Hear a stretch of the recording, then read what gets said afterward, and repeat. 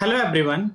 आप सभी के लिए एक इम्पॉर्टेंट अपडेट है कि JNCASR यानी कि Jawaharlal Nehru centre for advance scientific research जो कि बेंगलोर में स्थित है, यहाँ पर PhD admission mid year research admission 2024-25 के लिए एप्लीकेशन फॉर्म स्टार्ट हो गए हैं। इसको चेक करने के लिए आपको क्या करना है, गूगल पर जाना है। गूगल पर जाकर के आपको सर्च करना है JNCASR। जब आप ये सर्च करेंगे तो आपको यहाँ पर इसकी वेबसाइट दिखाई देगी, इस पर आपको क्लिक कर देना है। जब आप यहाँ पर क्लिक करेंगे तो आपको कुछ इस तरह से इंटरफेस दिखाई देगा। उसके बाद आपको यहाँ पर एडमिशन में जाना है, उसके बाद आपको डिग्री प्रोग्राम पर क्लिक कर देना है। जब आप डिग्री प्रोग्राम पर क्लिक करेंगे तो आपको यहाँ पर दिख रहा है कि degree and diploma program for information regarding mid year admission 2024-2025। जब आप यहाँ पर क्लिक करेंगे तो आपको एक इनका इस तरह से इंटरफेस दिखाई देगा। यहाँ पर देखिए एडवर्टाइजमेंट और ब्राउजर दो ऑप्शन दिख रहे हैं, तो आप एडवर्टाइजमेंट पर क्लिक करिए। तो आप एडवर्टाइजमेंट पे क्लिक करेंगे तो आपको देखिए यहाँ पर एक एडवर्टाइजमेंट दिख रहा है। इसमें बोला गया है JNCSAR invites application for admission to research program PhD, MS engineering, MS research in science engineering from candidates who have qualified in any one of the national exam जैसे gate, JEST, GPAT, UGC JRF, CSIR JRF, ICMR JRF, DBT JRF या फिर DS जो inspire fellowship होते हैं या JRF inspire होते हैं। तो अगर इनमें से कोई आपके पास में एक भी अगर कोई फेलोशिप है तो आप यहाँ पर अप्लाई कर सकते हैं। Applicants are advise to visit the website for detail information about the program eligibility criteria. Last date जो है वो इस फॉर्म को फिल करने की 8/11/2024 है और ये आपका नोटिफिकेशन जो है वो 14 अक्टूबर यानी कि आज ही आपका रिलीज किया गया है। अब हम बात करते हैं कि आप इसको कैसे डिटेल एडवर्टाइजमेंट देख सकते हैं। तो आपको क्या करना है, जब आप नीचे यहाँ पे जाकर के ब्राउजर पे जब आप क्लिक करेंगे तो आपको यहाँ पर कुछ इस तरह से ये PDF दिखाई देगा। इसे मैंने पहले से डाउनलोड करके रखा हुआ है। चलिए इसे डिटेल में हम लोग डिस्कस करते हैं। तो आपका ये मिड ईयर रिसर्च एडमिशन 2024-25 के लिए है। Guideline for candidate applications are invited for eligible candidates in for admission to research programs PhD, MS research offered by chemistry and physics of material unit CPMU short form में जिसे कहेंगे, engineering mechanics unit EMU, evolutionary and organismal ये आपका biology unit हो गया। ये आपका जो हमारे लाइफ साइंस के स्टूडेंट है वो सारे इसी में आएंगे, ठीक है।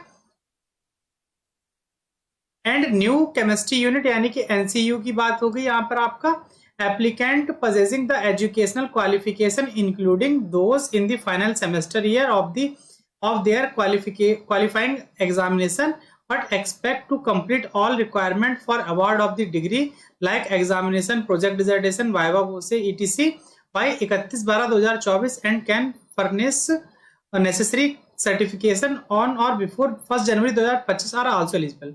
मतलब इसका कहने का मतलब ये हुआ, एक लाइन में आप समझ लीजिए कि अगर आपको लगता है कि आपकी वाइवा एग्जामिनेशन या जो डिसर्टेशन वगैरह जो भी MSc में होता है वो 31/12/2024 तक कंप्लीट हो जाएगा और आपकी जो डिग्री है, जो भी आपके सर्टिफिकेट जो आपको चाहिए वो आपको 1 जनवरी 2025 से पहले मिल जाएंगे। तो आप इस पोस्ट को फिल कर सकते हैं। आप मतलब यहाँ पे आप सीधे सीधे एक पॉइंट में समझ लीजिए कि जो अपियरिंग कैंडिडेट होते हैं या जो वो यहाँ पर इसके लिए अप्लाई कर सकते हैं, ठीक है, एलिजिबल है।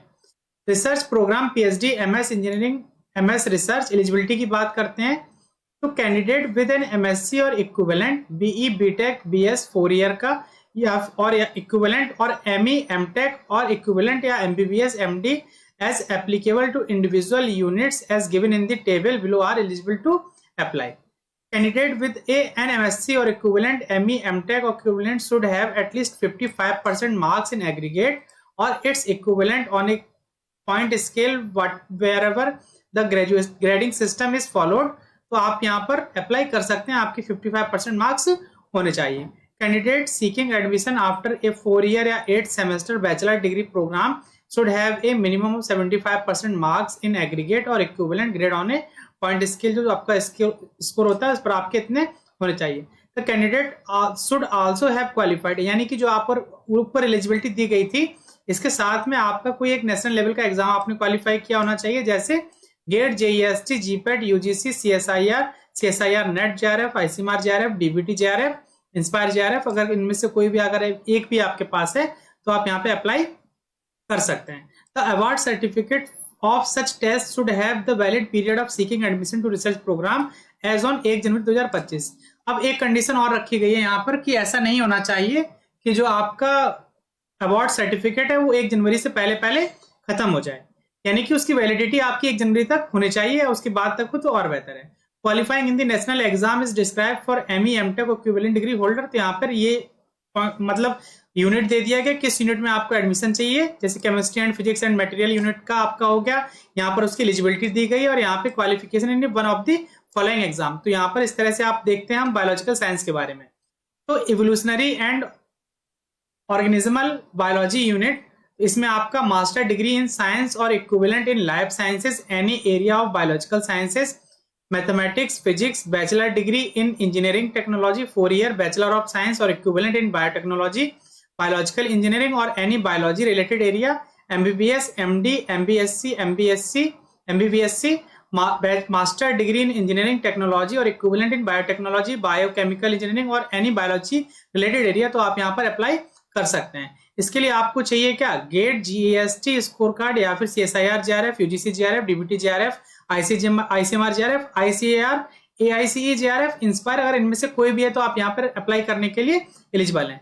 सिलेक्शन प्रोसीजर की बात करते हैं तो candidate are shortlisted for an interview based on their performance in national exam and academic performance. जो उनका रहेगा उसके हिसाब से उनको शॉर्टलिस्टेड किया जाएगा।